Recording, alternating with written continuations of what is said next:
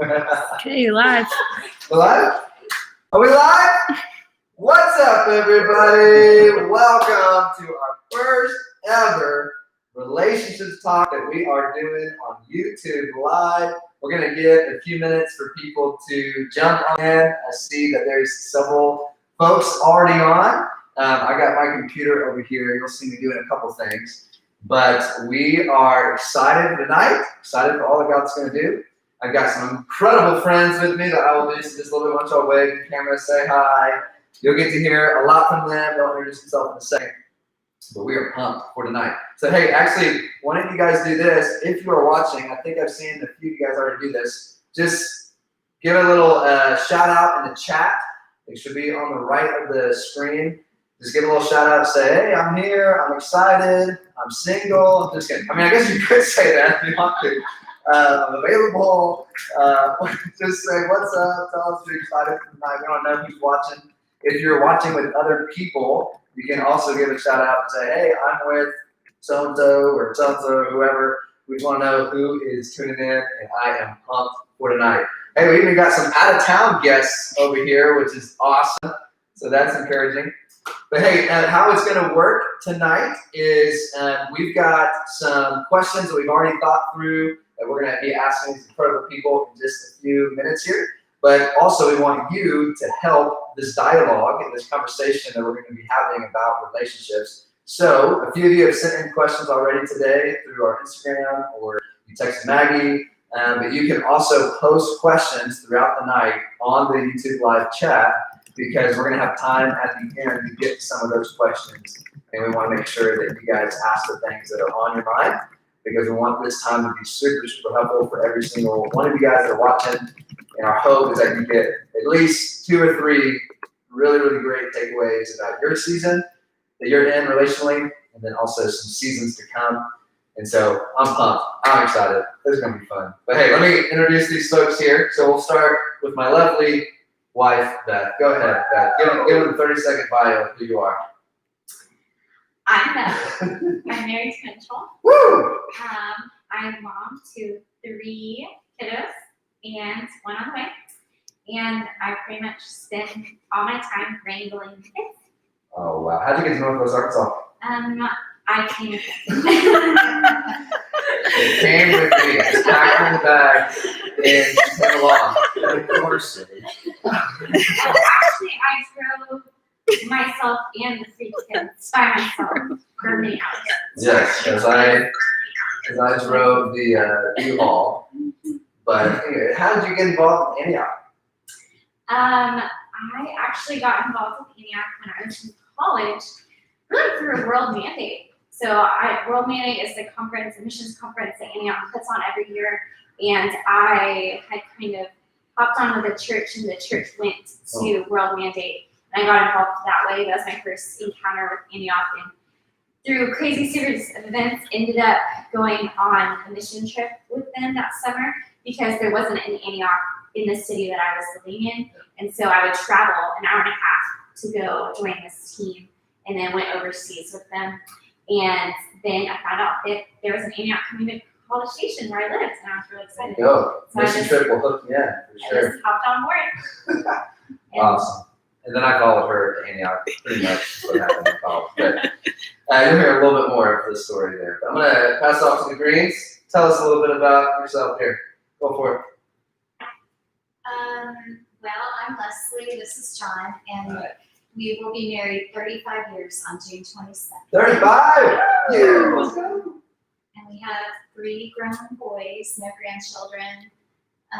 We moved here in '93 from California, and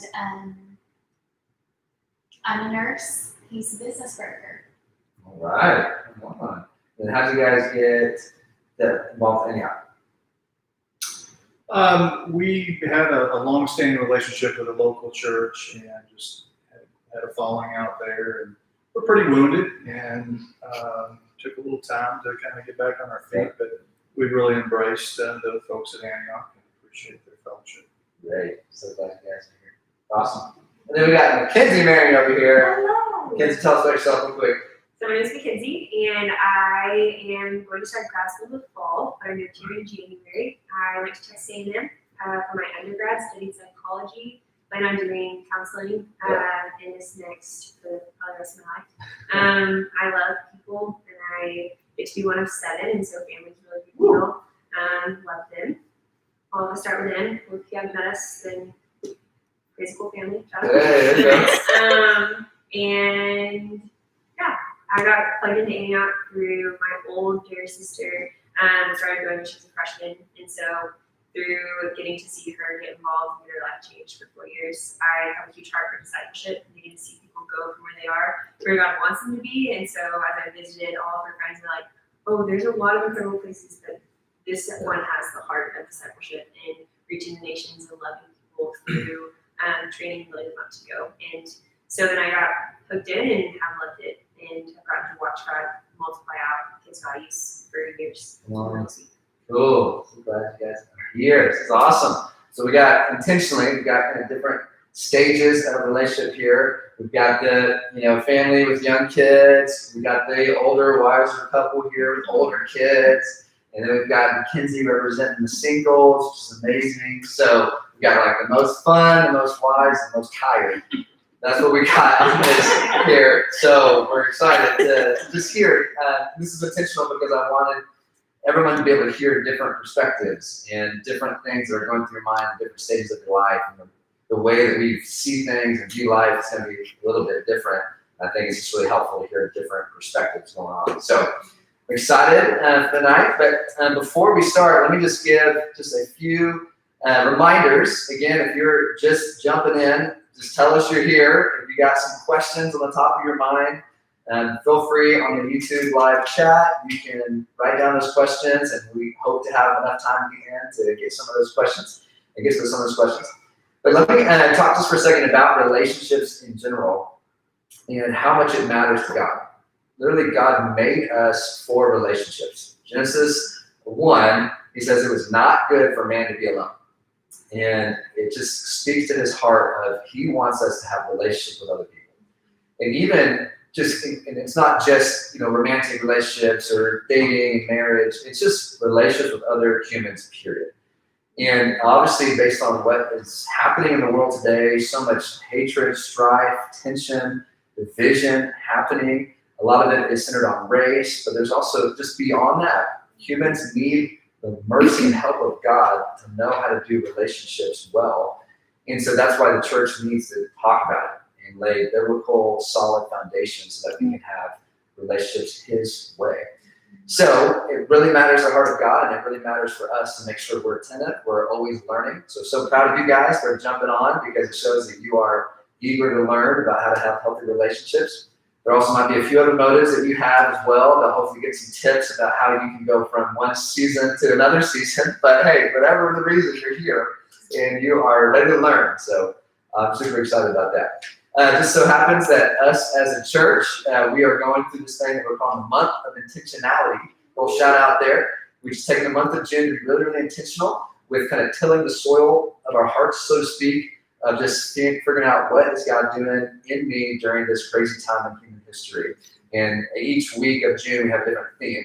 And this week is relationships. So we thought it would be fitting to have a relationships talk during this week. So hopefully you guys have been jumping on with that month intentionally with us. If not, it's not too late. Send out all that stuff on our Instagram. But let me, before we start asking questions here, and then get to hear from them, I want to give you guys a little picture of kind of where our church is at demographically. So just did a little bit of kind of research today, and here's kind of the audience that we're speaking to. So our church, Antioch, Northwest Arkansas, is made up of about 65% singles, about 30% married, and about 5% that are dating or engaged. All right, we got a wedding coming up this Sunday of some of our very own, Dylan and Michelle. It's exciting. And we got Krista and Riley getting married later on in August, which is super exciting. And then, hey, who knows? Those percentages may dramatically change after tonight. Single percentage going down, dating going up. Who knows? But I just wanted to acknowledge that because I want us to know who we're talking to and just kind of who is in our church. But because predominantly our big audience is singles. I wanted just to clarify a couple things that are really clear on God's heart, but just it's true of Beth and I as we think about relationships in our church. Sometimes when we have this kind of conversation about relationships, it can appear that it's not just about different seasons of relationships, but like levels of relationships. Like I'm at this level 1, and I'm trying to get to level 2 and level 3 and level 4. And we can kind of mix the idea of different stages or seasons with some measure of value. And that is just not the heart of God. Let me say it a different way. You're not more valuable because you're dating someone or married. You're also not less valuable if you're single. You're not less significant if you're engaged, but more significant if you're married. Like, no matter who you are, what season of life you're in, your value and significance does not change in the sight of God. And so tonight, we just want that to be really clear, as we do want to, hopefully, all of us to get some helpful tips on whatever season that we're in. But really, the main point is for all of us to learn, in whatever season I'm in now, how do I just live fully alive in Jesus? How do I be satisfied in Him? How do I live just the full life that God has for me? And whenever you start to think about the levels thing and that whole deal, it can this mindset can kind of creep in of kind of the grass is greener on the other side in the next stage. And that grass is greener kind of mindset, that makes sense. Like, it'll be better when blank. And I heard somebody say this once, I'm stealing this quote from somebody. They said, hey, the grass is green where you water it. The grass is the greenest where you water it. And so wherever season you're in right now, let's learn how do we water well so that we can flourish right where we are. And if we learn to be satisfied and content where we are now, then that is going to carry into the next season. If we're continually discontent, unfortunately, that can lead into the next season as well. And I'm just kind of waiting for this thing.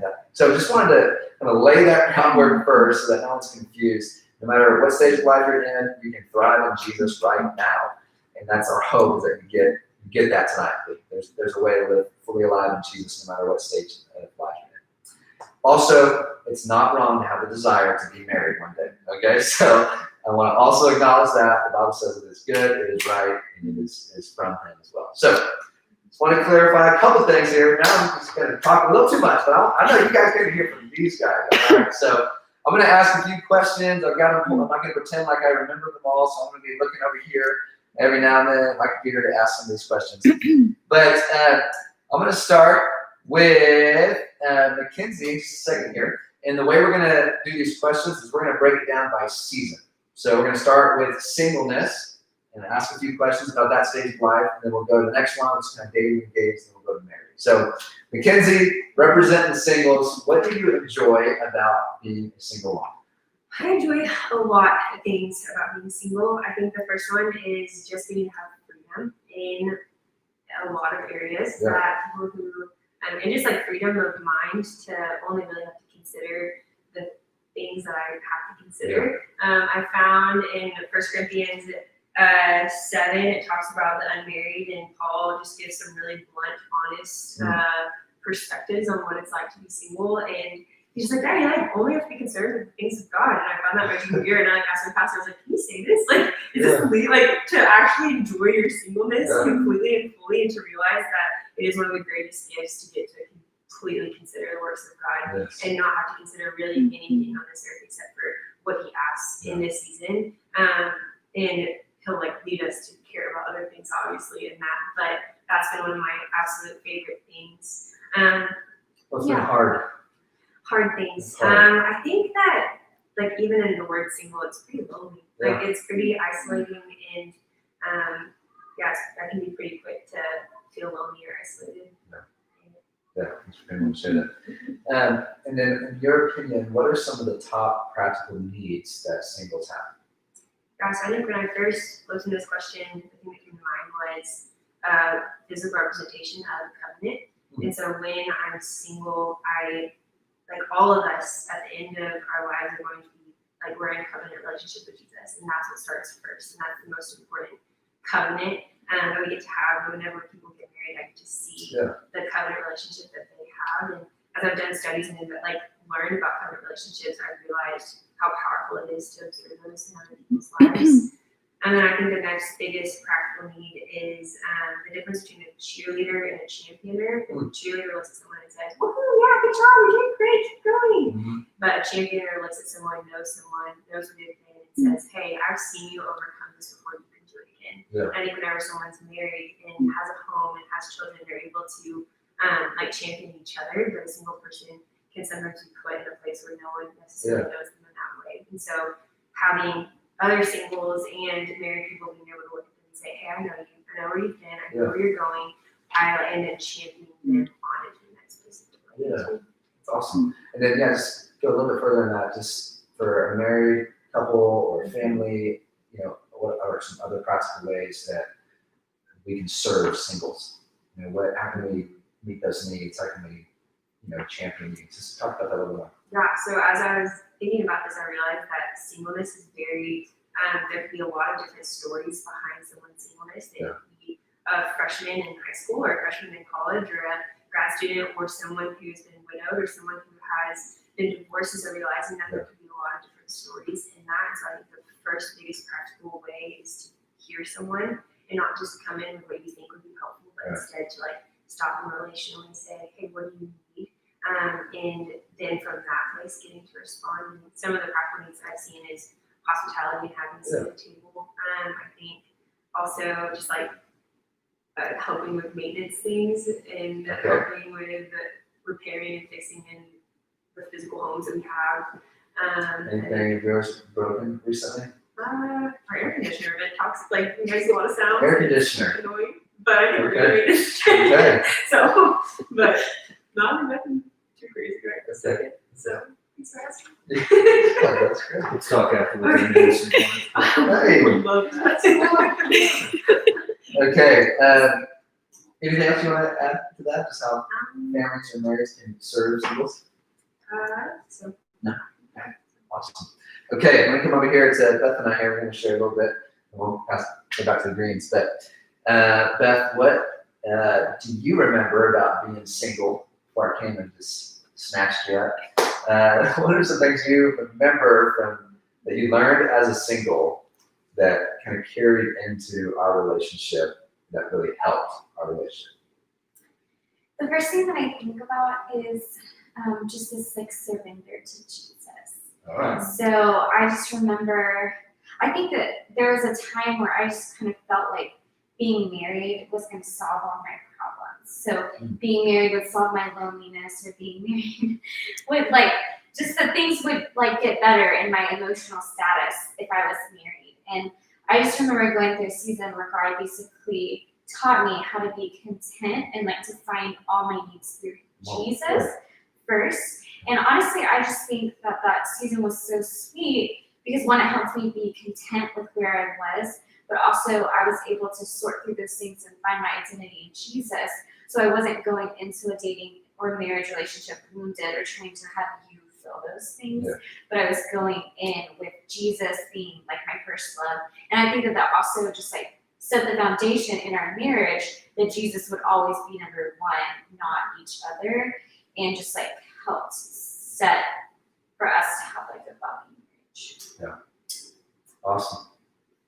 You got a lot of good things to say right there. And I would just echo that. I think the biggest thing while I was single that I learned that it's absolutely transformed my now marriage is just my relationship with Jesus. And more specifically, learning to spend time with him every day, just be in his word and be in his presence. But even more specifically than that, learning to listen to his voice and not just make all my decisions based on what I think or know.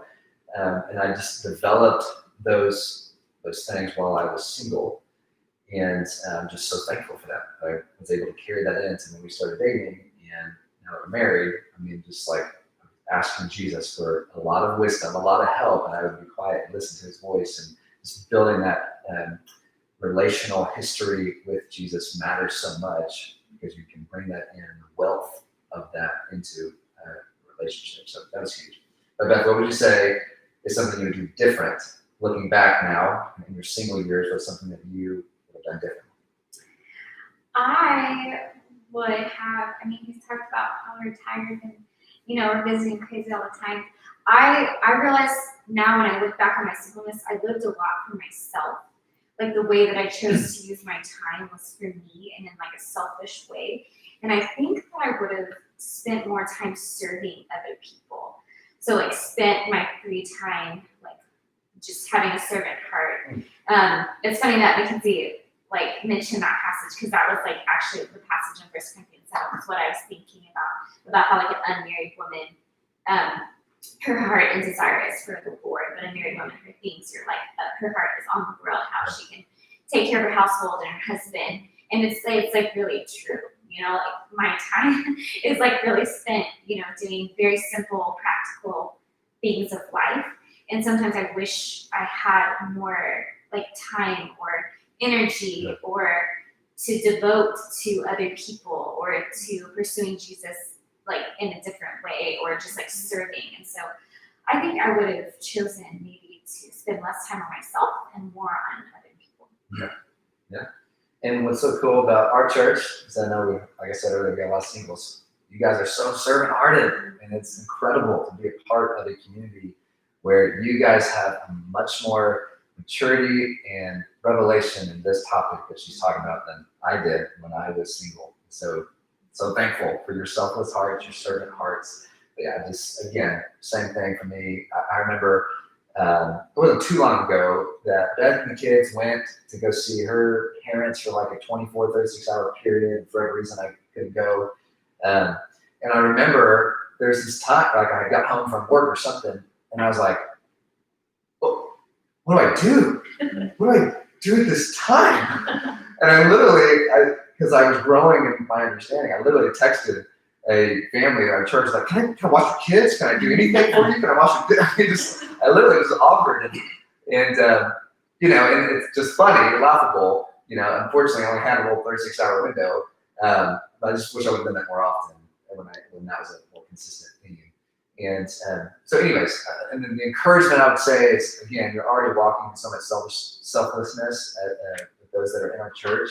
And I'm not saying you should wear yourself out and only spend time doing things for others. You need to make sure to take care of yourself. But at the same time, I think it's just huge that we just learn the value of servanthood when we're single. So anyways, Yeah, I had one other thought was learning also forgiveness. Yeah. Because forgiveness is such a big part of a marriage relationship, and I think that, I think I would have maybe invested more time on learning what it looked like to really forgive somebody offenses. Yeah. And walked out on that.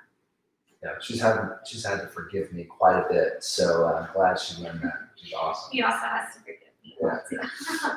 Okay, we're here for the greens now. So you guys, I'm excited to hear your perspective on this because you've got 3 boys of your own that are kind of in this stage of singleness and embrace them. But I want to hear from you all. What do you feel like singles add? Like, what do they bring to the table? And then also, in y'all's perspective, what's some of the biggest needs that you guys see that singles may have?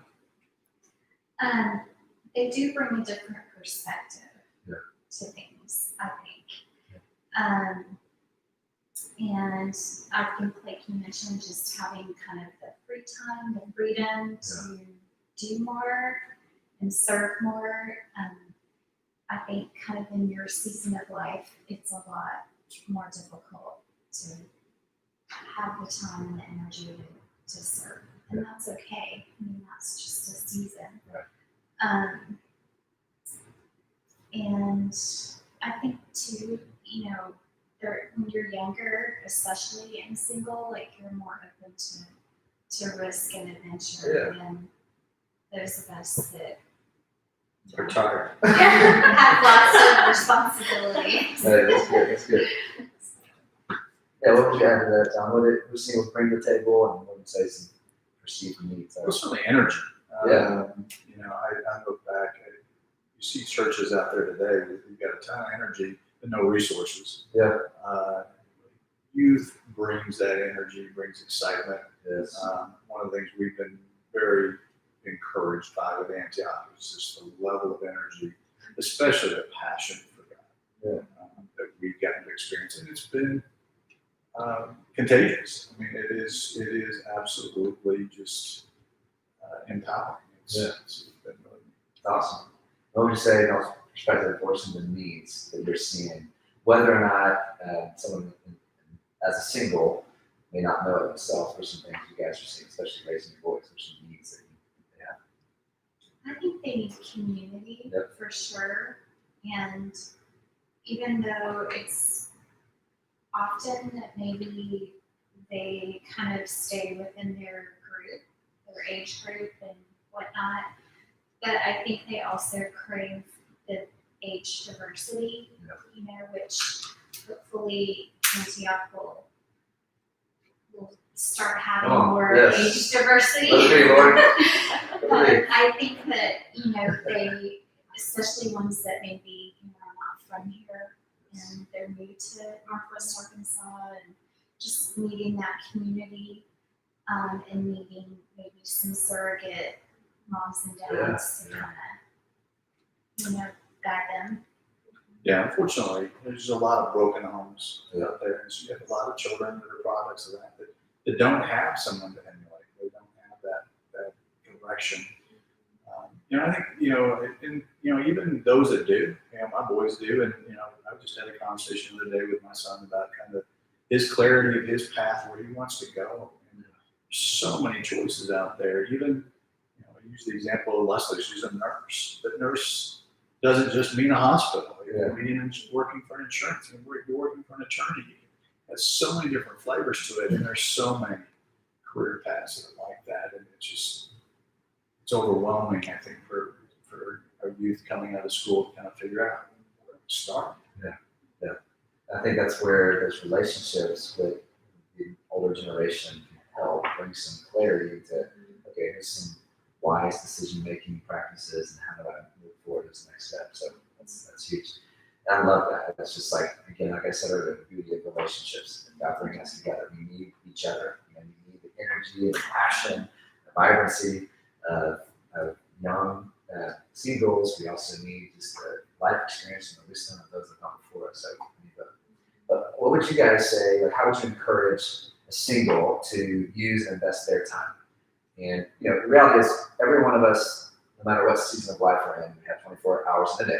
So it's not that singles have more time, but there's less time with a lot of kids running around, at least, or less time of as much responsibility of taking care of other humans. So how would you encourage singles to invest and use their time in the season?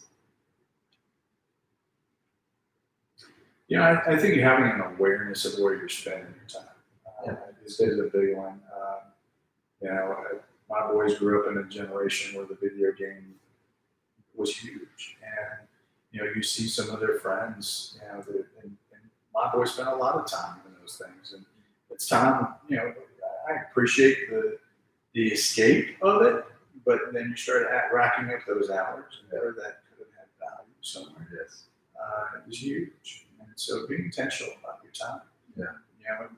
Grow yourself, grow your relationships, grow yourself in community. Yes. You're going to find it pays a lot bigger dividends than video games. That video game. Amen. Anything to add, Leslie?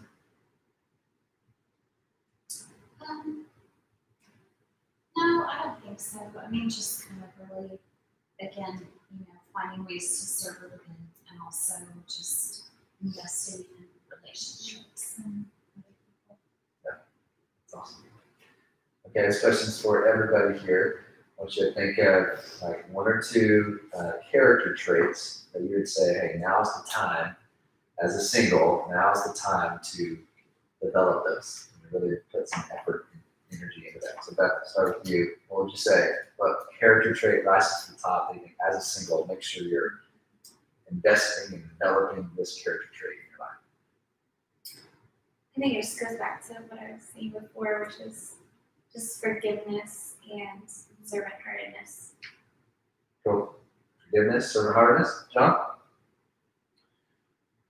I think we have a tendency as children, we come out of a relationship where we were the center of attention for our parents, and now we're single and we are the center of our own little worlds.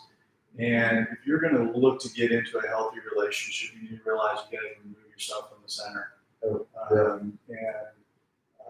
Obviously, the first point is focusing on God, but learning to respect the relationships we have and invest in those relationships, and be starting to learn those traits that you're going to need in a relationship: the mercy, the forgiveness, the recognition that not everybody is the same as I am, and they're not going to see things the same as I do.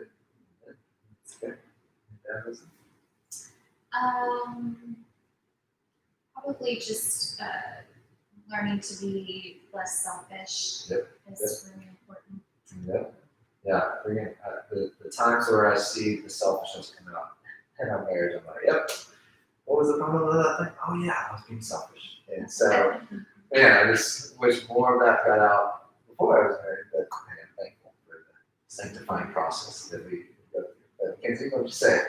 I'd say the two that come to mind is cultivate and be content. And so Psalms 16 says, my boundary lines are set in pleasant places. And so believing that as singles, our boundary lines are set in pleasant places, and they're not, God's not unaware of the boundary lines. And then being a cultivator, in Michael Todd has some incredible sermons about singleness. And he talks about Genesis 2:15. It says, the Lord took the man, put him in the Garden of Eden to work it and keep it. And the Lord God commanded him, saying, you may surely eat of every tree of the garden, but of the tree of the knowledge of good and evil, you shall not eat of it. For on that day, you will surely die. And in that place, he cultivated, gave the man.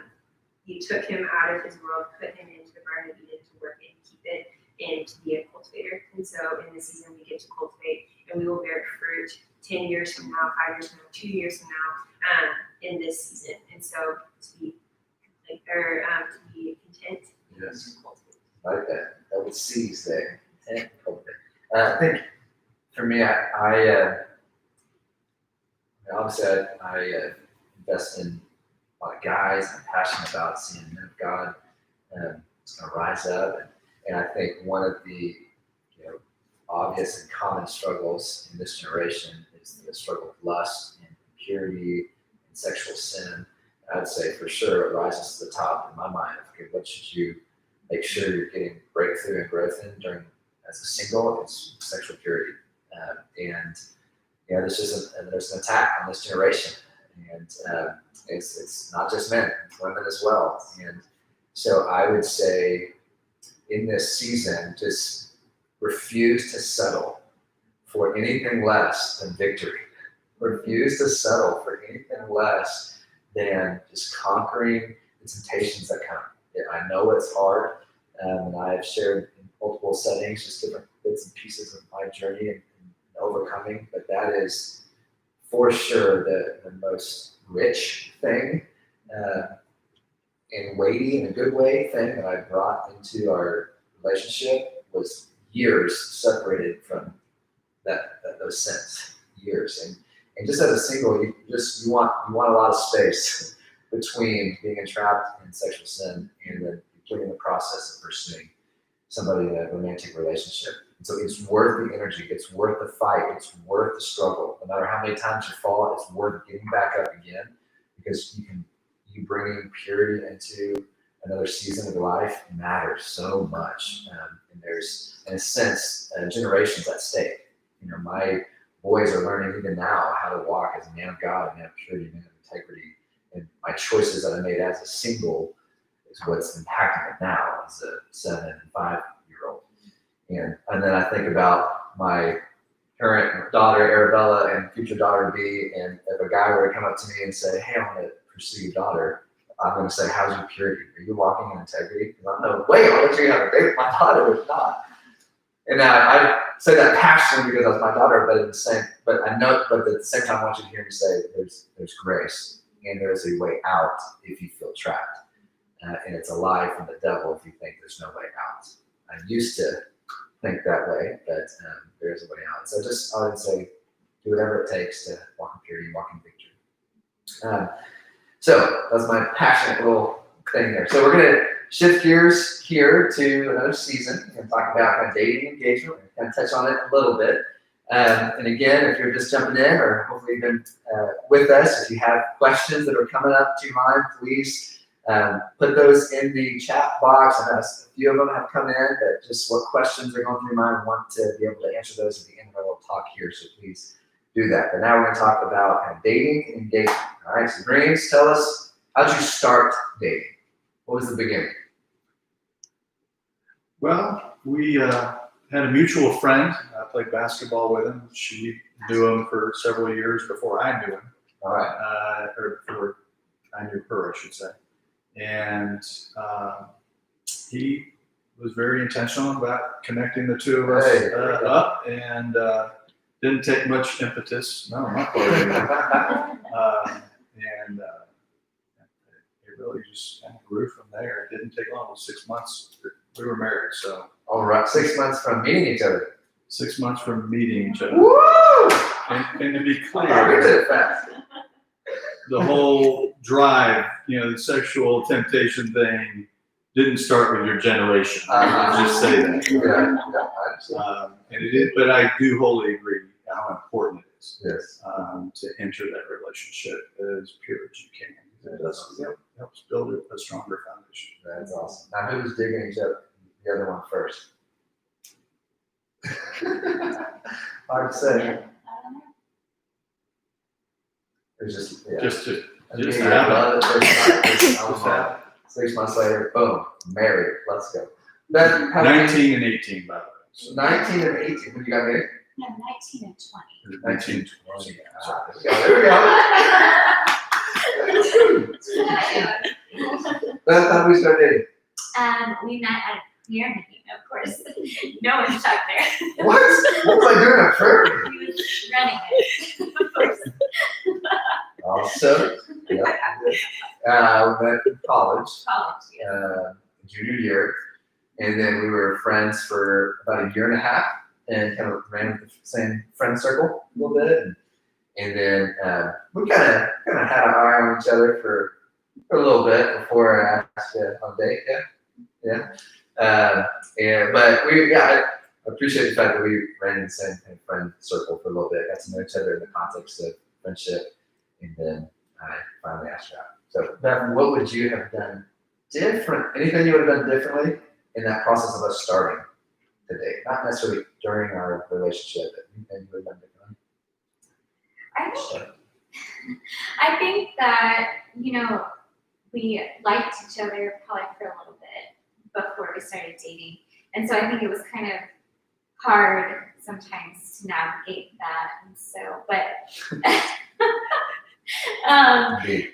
so I think maybe, and there are just so many different pieces to it. So I think just like clarity, maybe a little bit more clarity in what we're going, what we're doing. I'm not throwing him under the bus. Most of it was actually my fault. No, I'll put myself under that. So what she's saying is that I gave her the impression that I liked her and let her on before I was clear enough to ask her on an official date. And that's what I wish I would have done differently.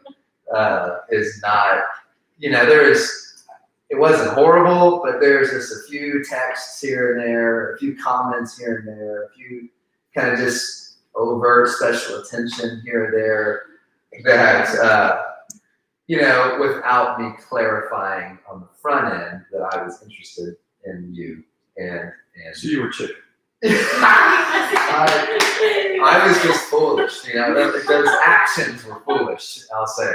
I thought I was doing fine, but turns out, I also made several mistakes in my communication with him and things sorry. that I said, so. But anyways, lesson learned, guys, if you're going to pursue someone, be very clear on the front end before you start texting all the time, before you start just having a bunch of one-on-ones, or before you start saying just things like, wow, you're just so beautiful. I literally said that, I think, in a text message to you. Didn't I? Before I was officially there. So dumb. Anyways, so please, let me make that mistake for you, gentlemen, and just because it just messes with the heart. And anyway, so okay, let's pass it off to Mackenzie. Bring us in the perspective of just being single. What are some of the non-negotiables in your mind as you think about someone potentially asking you on a date or someone to be in a relationship? What are some of the non-negotiables? Like, I'm saying no unless these things are for sure in line. Yeah, so I think there's two different scriptures that comes to mind. First is for the spirit, love, joy, peace, patience, kindness, goodness, faithfulness, gentleness, self-control. Yep. You know, true right fruit. And if someone is like displaying not helpful fruit, which I know we're all in the process, and so God is like a big gardener, so we start all the plant illustrations. I love them. But knowing that if that's the fruit that I'm seeing in the midst of dating, then there's a lot more where that came from. And so just believing that that's like a sign or like a non-negotiable, but also realizing that whenever I date a man, it's going to be the entireness of them. And so taking into account their fruit. And then a passage that I pray over my brothers a lot is in 1 Timothy 3. It's talking about the qualifications of an overseer. And the overseer must be above reproach, husband to one wife, sober-minded, self-controlled, respectable, hospitable, able to teach, not a drunkard, not violent, but gentle, not quarrelsome, not a lover of money. He must manage his own household well with all dignity, keeping his children submissive. For if someone does not know how to manage his own household, how will he take care of the house, God's house? He must not be a recent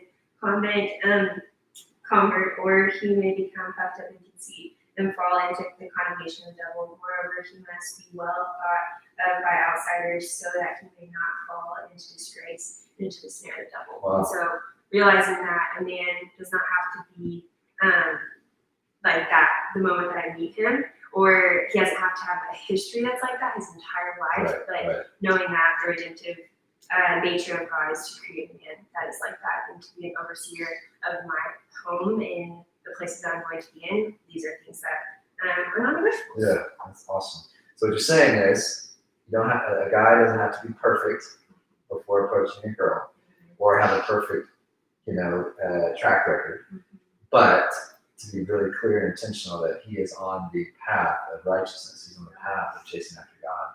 Awesome. Anything else you would add, even broadening that list of like what are godly women looking for in a godly man or in a man? There are guys taking notes right now. Yeah. Things that godly women broadly are looking for, I think it's just a relationship with Jesus. Like if you've got a relationship with Jesus, it changes everything. Come on. Yeah. And so I think that's probably the reason. And now, relationship with Jesus, does that mean just like attending church somewhat frequently? No. So, okay, so I mean, that's a little different, right? So it's actually knowing Jesus and walking with him. Awesome. Okay, this next question, we're going to have the gentleman answer first, and then the ladies, you can answer this. But, okay, we'll start with you, John. If a guy comes up to you, single guy, and says, hey, I'm interested in taking so-and-so on a date, or I'm interested in so-and-so, what are some of the things that you're going to ask him first before, or what are some of the things you're going to make sure of before you say, hey, go for it, do it? What are some things you're going to check on first? It wasn't the way I read the original Oh, that's question, fine. so I would say some of my thoughts around the question were being yourself. Yeah. First of all, because that's who you want to represent is who you are, and that's somebody that's interested in you who wants to know that. But I think one of the challenges, and it's existed. You said sexual impurity didn't happen just to this generation. Showing respect, and hopefully you've had a role model, a parent that's reflected that for you. But if you haven't, find somebody that you like the way they interact as a couple, and even be bold enough to say, I'd like to spend time and learn how you got there, because I want to be that for my girlfriend, my eventual bride. Because that's the way you really need to look at that relationship. Is that young lady is somebody's future bride? Yeah. Maybe yours, may not be.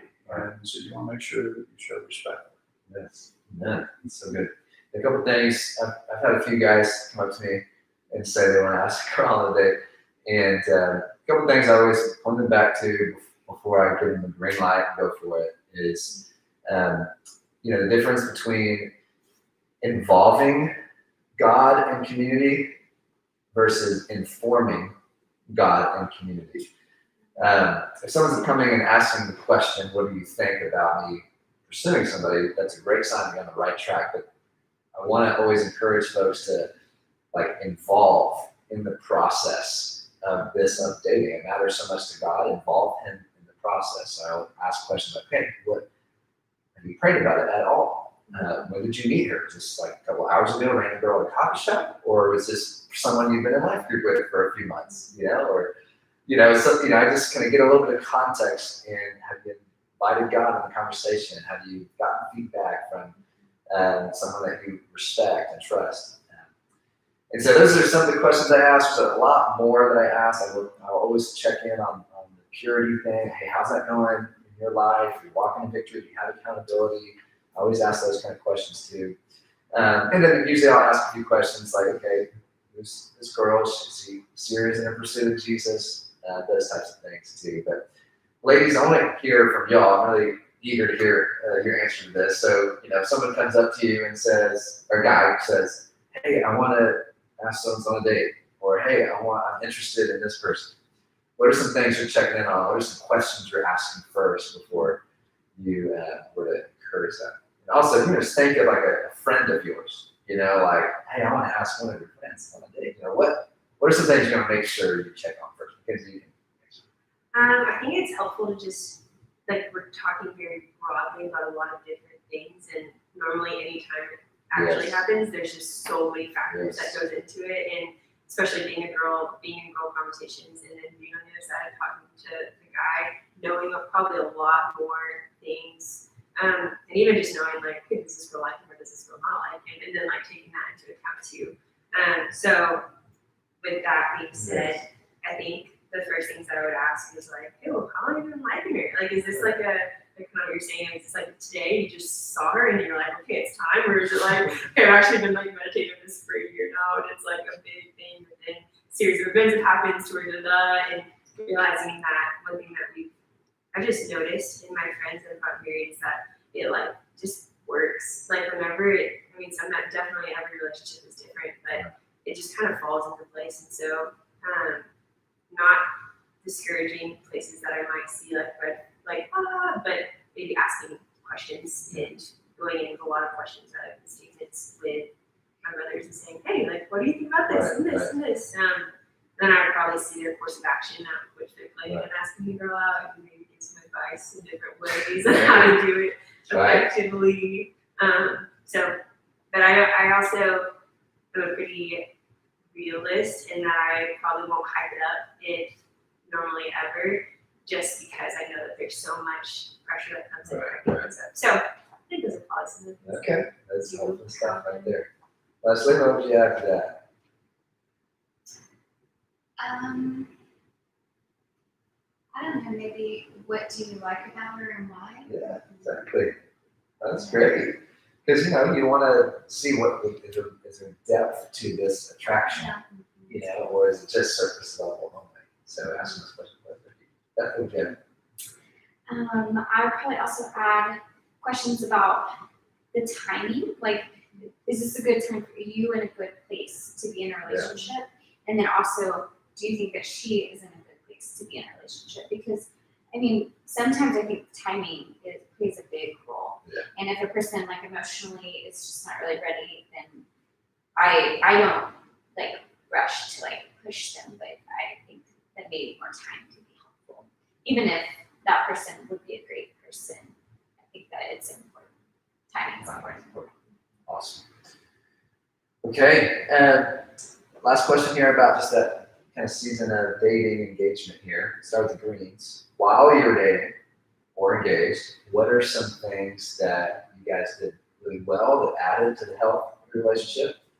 And then what are some things, if anything, that you would have done a little bit differently while you're dating or engaged? So leading up to marriage, things you did well that added to it, things you would have done differently. Well, we were heavily engaged within church at the time, which was good. We had a good group. We had a really positive role model couple that, because both Leslie and I came from broken homes, divorce situations, but we had a very dear couple that was leading our youth group, and they were a great source of just to watch them interact. It was huge. Awesome. Certainly be probably a little strength we had going in. Yeah, just that proximity to a healthy family, healthy couple. But, kind of like you mentioned, for us, I mean, it just wasn't any doubt. I mean, we didn't leave a whole lot of room for doubt. That's good. That's It good. just felt natural. And I think that's one of the keys, I'd say, just not pressing. Yeah. If it's meant to be, it'll run its course. Yeah, well, of course. But God put it in us for relationship. Yes. It knows how to do its thing. I think as far as when we were engaged, we did do the premarital counseling, and our counselor had us do some of the personality testing, like the Myers-Briggs, and that's really helpful. Interestingly, we are the same thing. It's just he's the extrovert and I'm the introvert, but we're the same. We're both. What is it? You're ENFJ, I'm INFJ. There you go. And so, you find out how you complement each other, but then you also find out how different you are and how to start navigating that before you even get Yeah. And there are going to be friction points. Oh, yeah. And you're not identical. Oh, yeah. There are going to be points where you're going to have to learn to maneuver, Yeah. even in that dating engagement. Oh, yeah. Beth, what are some things you would have done differently in our dating engagement? Yeah.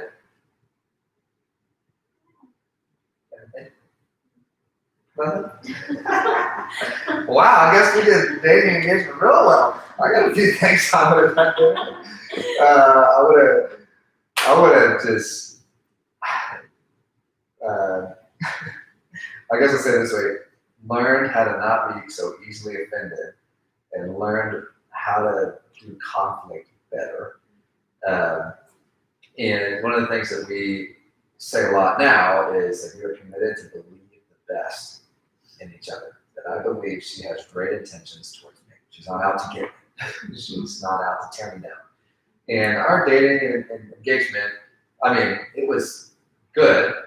It was great. Especially, we saw the butterflies the first few weeks. And then engagement, we started having these serious conversations, and we realized oh, we're not the same person. And oh, wow, that offended me. Oh, wow.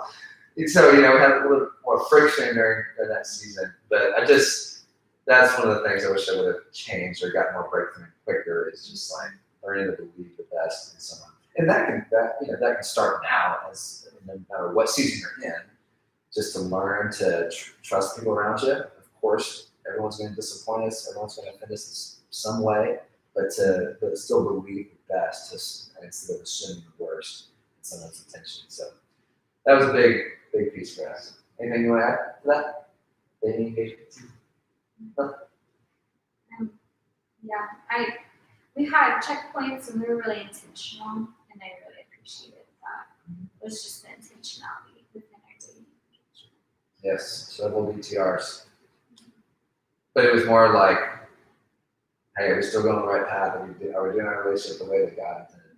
Yeah, maybe one more thing to add is something I really appreciate that we did was from, I guess, the very first day that we were official, we created this kind of resource that kind of had some kind of boundaries and expectations for our relationship, and we wrote it all out, typed it all out. And it was different categories. It was physical boundaries. It was how we're going to communicate to one another. Who do we want to invite into our relationship so we have some accountability. And we typed it all out, and I still have it on my computer, which is awesome. And we had some scriptures kind of attached to most of these categories. So that was tremendously helpful to get a picture and a vision for what we wanted our relationship to look like, and then write it down, and then ask somebody, will you help us do this? Will you help us walk this out? And so I always encourage any dating couple to kind of get some clarity from God. What do you want your relationship to look like? Write it down and have somebody to hold you accountable. So that was really helpful for us to stay on the narrow road. So remember that thing? We called it the glory sheet. I don't know why. Just I was hoping God got a lot of glory, but I don't know. and sheet of paper. I don't know. Anyways, all right. So hopefully you're tracking with us here, and this is some rich stuff. There's a lot that we're going for. But we, if you got more questions, again, throw them into the chat. We'd love to hear. But we're gonna shift gears now and talk about this last season today, talk about marriage a little bit. And Green, we'll start with you. Just really simply, what do you love about your marriage? God in the middle. God in the middle. I think you have to anchor it in Come on. where you don't stand a chance. And there's too many things trying to tear marriages apart today. And if you aren't both focused on Him to begin with, it just makes it difficult. We're naturally going to be selfish, just inherently, and you have to have that. Yes. Yes. I would say, that just recognizing that we are different, and kind of touched on that. But I think probably the thing that served us the best in our marriage has been a perspective of not me wanting, but me serving. I want to serve her needs. She's serving my needs. Both of our needs being met, and neither one of us is in want. So Awesome. So yeah, those are just healthy traits of a healthy marriage. Healthy marriage for how long now, you said? 35 years. Oh my goodness. I think it's about 35 years. You guys, I've heard you say a few times you were part of a small group kind of college age range that several marriages from that crew are still married today. So any other additional, like, here's some key characteristics that make a healthy and thriving and long-lasting marriage. So you got just Jesus being central, God in the middle. You got learning to serve each other. Any other characteristics that you have there? Communication. Communication's That's huge. big. Yeah. Learning how to communicate. Mhm. Awesome. Okay, so Mackenzie, I want to ask you a question. I know you're not married, but you are around people that are married. You have some siblings that are married. Your parents also happen to lead a ministry about healthy marriages and families. So you've learned a few things, but I really want to kind of get into your mind and like, what are the kind of things that stick out to you as you're observing and just around married couples? What are the things that just you're processing, you're thinking about, you're observing, you're taking in? Bring us into that whole process as a single. Yeah, so marriage is a beautiful thing, and I also feel like every time I get to be around married couples, I realize that it's more like the reality of it more and more and more. Yeah. And so I think the first thing that stands out is the tone at which a couple communicates with each other, and if it's kind or if it's rude, and like from the overflow of the heart, the mouth speaks, and so and that's the same with tone. And so there's like you can just quickly tune into frustration and the tones of couples that love each other, and the tones that like really make couples who really do love each other, which it's like the process of loving each other. And then I think another thing that I really tuned into is the balance between respect and love. And I've really seen it as true that men really desire respect and women really desire love. So oftentimes men will come in and try to respect their wife, and they're looking at them and saying, all I want is love. Like all I want is for you to love me and know me and see me. And that man's like, but all I want is respect, and the woman's trying to commit with love. And so choosing to see that there is normally differences in needs, and I've seen those as like some of the greatest relationships.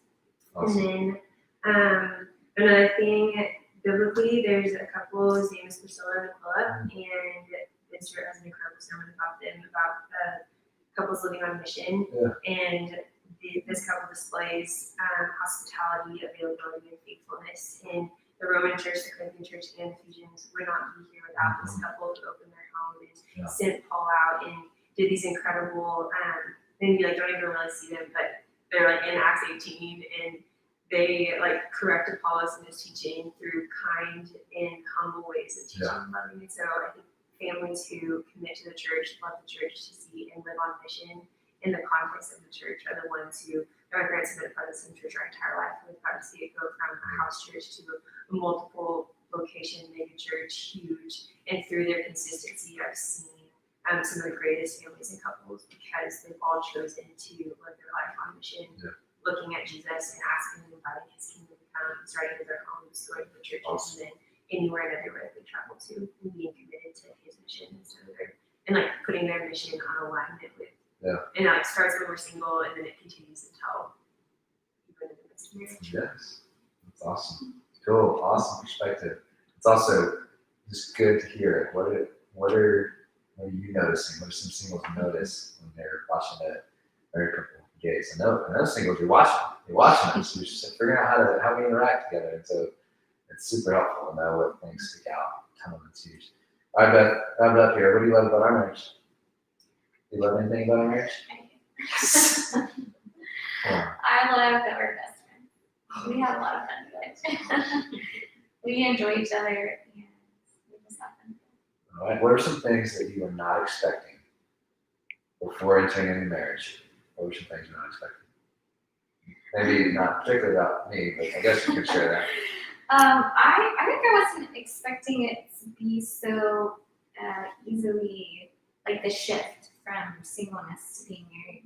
I think I expected it to be more awkward or clunky, but it's just like we got married and it just felt right, you know. And I wasn't expecting that. Also, wasn't expecting.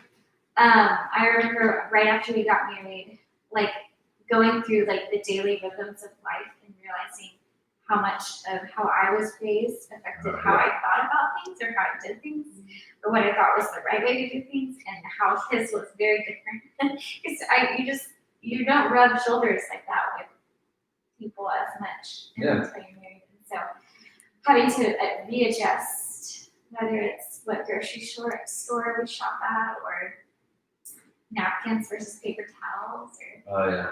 you know, just like How to little fill things up like the that. ice cube tray. We got a fridge now that has automatic ice, so that just saved them. Oh my god. Just to add to that,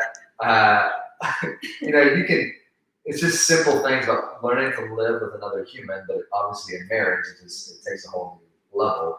And so I would say I was learning in our first few months, still learning, that just to honor differences versus to like pick apart differences, and it's not, I'm talking about honor and celebrate character flaws. Okay, like talk about those if they do those, but just like little simple things that she just mentioned. How do you do this? How do you fold laundry? How do you do this thing? What's your rhythm for this? So learning how to honor those differences is something we had to adjust to. We're still adjusting, but it got a lot better. Almost 9 years in now, but that was one of the things that we were learning early on. So. I think another thing was I don't think I realized how much I'd be sanctified in the process of marriage. So just like how, being married to somebody has, I couldn't just like run away and escape conflict, but I had to like face it. And I had to like deal with the sin inside of me, rather than just pretend. Like you do that as a single, but I think I just like couldn't get away. It's like someone else is being affected by my sin. And so I've got to fix it or change something. And so I think that was also another thing that I wasn't maybe expecting. It's like good, but it's also, refining isn't always a pleasant feeling, but it produces good food. Mm-hmm. Yeah, it doesn't feel good. But it's worth it. Okay, so hopefully, I know this is a lot we're talking about, a lot we're throwing on you here, but hopefully there's some little pointers you're getting about how marriages, about dating engagement, about single life. Hopefully you got at least 1 or 2 takeaways in these different seasons. But for the rest of our time here, we're going to wrap it up pretty quickly, but we want to answer some of your questions. So again, if you have anything you're thinking about, feel free to type it on the chat. There's a couple a few questions that came in earlier today. I'm going to read one of those here. So it says, one of them was, for each season of life, what do you think is the biggest way to serve the local church and the community around you? So no matter what season of life you're all thinking about, what do you think are some of the biggest ways to serve church or the community around you? That's something. Yeah, I would just say that is really a personal issue. I mean, different people are going to have different callings, they're going to have different interests, they're going to have different ways that they're going to be passionate. Yeah. And that's what you want. And I think if it all comes down to it, do what makes you passionate, because God has called us not to just serve, but to serve with passion. And so don't begrudgingly do stuff. Dig all the way. And if you're going to do it Awesome. Continue that. I would just say that in my response to that, if you feel like God's inviting you to the most weakest area of your life, that's probably him too. Being like, yeah, I'm actually made strong in your weakness. And so with Moses, whenever I was like, actually, I do want you to use your voice, and I'm going to give you Aaron as your friend to like push him along, or Barnabas and how he went under Paul, and you got to see the incredible life that he lived because he went under and lifted him up and called him out whenever no one else saw him as valid. That can be our roles too. Is like in our most weakest moments, the Lord can, like example, I don't love being in front of places and talking in front of people. But God's like, hey, this is a weakness of yours, but I'm going to set you up because I have things inside of you that I want to love you now. And so we're going to do it. And you might be the exact opposite. We're like, I actually want to be on the platform, God. Why would you put me out there? And he's like, well, I actually need you to set up the chairs because that's where I want to cultivate and create more strength inside of you in the midst of your weakness. So good. Convicting. I love it. It's awesome. I think one thing I would add is just having an attitude of, where can I help? Where's the biggest need? And being someone that just meets needs and fills in gaps. And, ideally it'd be awesome if it fits right in with like the passions and the good things that God has given you. And it's fine to want that and look for opportunities to do that. But just kind of being someone that says, hey, I'm willing to meet whatever needs that come up. So, Beth, question for you. This came in earlier today. As a single, what's the biggest blessing to serve a family? I was so honored by this question. Yes, whoever asked us, thank you. Wow. I think it probably depends on different seasons. But I think sometimes I'll speak as a mom. Yeah. I think having a little bit of time to do something fun for myself. So like having somebody watch the kids so that I can like, I haven't even thought about it. What kids do? The kids went around. Or a date. We are really blessed when people watch our kids so that we can go on a date, so that we can actually have a real conversation. Adult conversation. But I also have really young kids that I'm with all day, every day. And so I think that would change, as the kids get older. But for right now, I think that's what I think. Yeah. Grace, anything to add there? Just the way singles can serve families?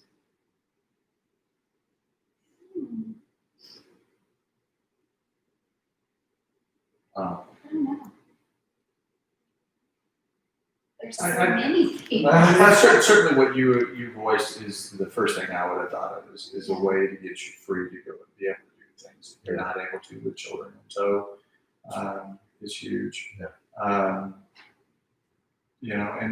And I think a risk for you, Mitch, is that church can be, you have everybody looking to you for leadership.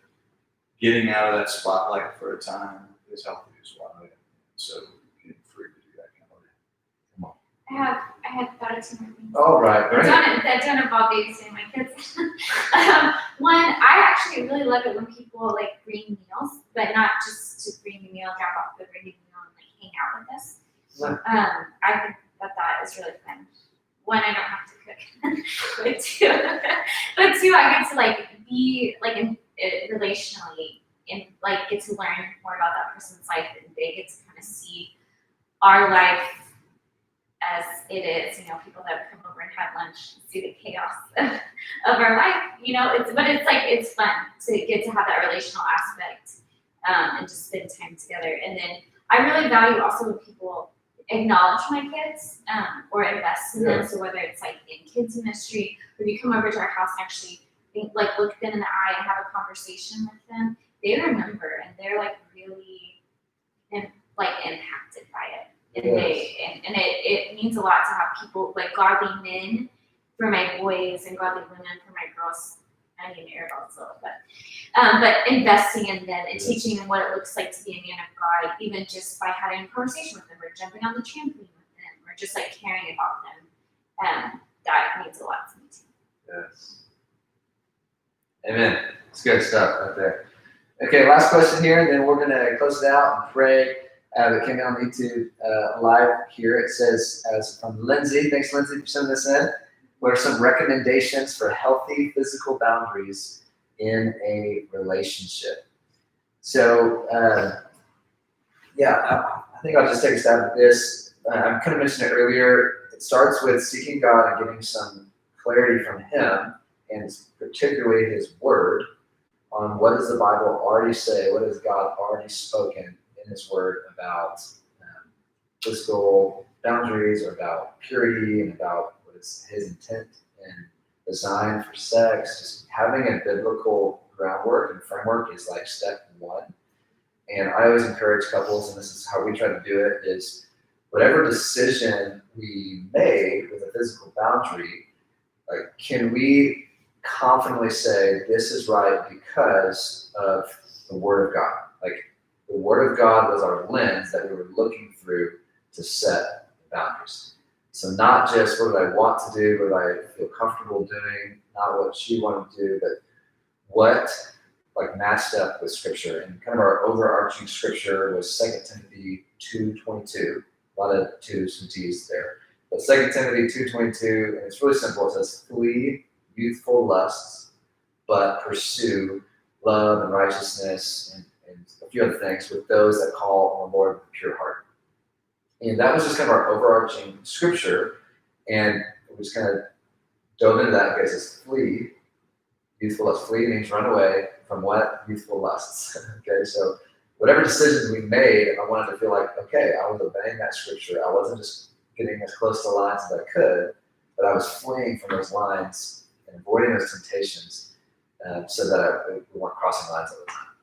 And so that's kind of broad, but I think it's just super helpful because boundaries are going to be different for each person, and there's no set rules or legalistic ways to go about doing it. Ours were, some would say strict, but that was one of the things that we celebrate the most, is that we go into marriage in purity and present that to each other as a gift in a sense. And I think a lot of that came from the fact that we looked at the Word of God first and not just looked at what do I want to do, what I feel like doing, what am I okay with, but let's view the Word of God on that. So that's kind of my comment on that. But Grant, anything you want to add to that there? Just some guidelines? Just that it's not easy. Yes. That is a challenge. Yes. And so if you're not finding it easy, I agree. It's not. I can't speak for the ladies, but I can speak for the guys. Yeah. Not easy. Calls for really quick marriages. But Yeah. We don't have a lot of alone time. that's right. Be with other people. That's awesome. That's awesome. Okay, got anything to add? No? Okay. Well, thanks for sending that question, Lindsay, and those that emailed earlier, texted Maggie earlier today. But we're going to wrap it up here just by praying. I want to just pray for healthy, amazing godly relationships to just continue to happen in our church and for anybody viewing, because this is absolutely on God's heart. Thank you guys so much for sharing your wisdom. That was rich stuff. That was good stuff. I think this is now going to be posted on our YouTube channel, be able to be watched later on. But thank you guys for sharing. There's just a wealth of wisdom that I got to receive and that I've learned from you guys as well. So let's pray. Beth, why don't you close it out? Just pray for just relationships in our church to be healthy, and particularly that we would just thrive in whatever season that we're in. Go for it. Yes, God, I thank you that you are the author of relationships, that you created us to be in relationship. And I just thank you that you like them.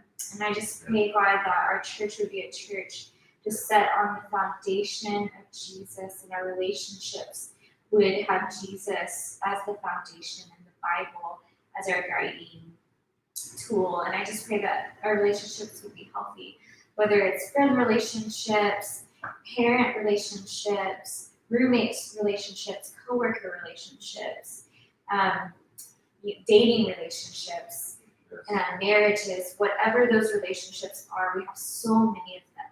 I just pray, God, that they would all be so healthy, and that we would be full of grace and mercy and forgiveness, and